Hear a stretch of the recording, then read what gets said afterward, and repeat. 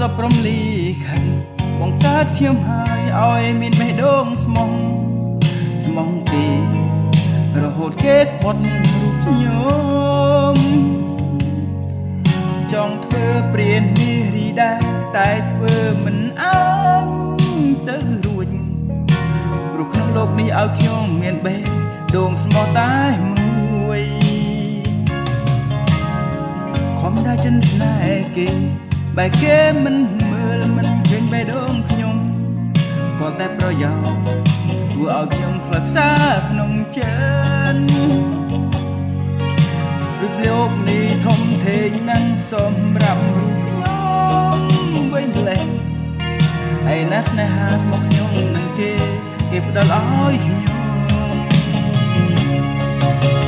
មានបេះដូងស្មោះគេក្បន់រូបខ្ញុំហើយ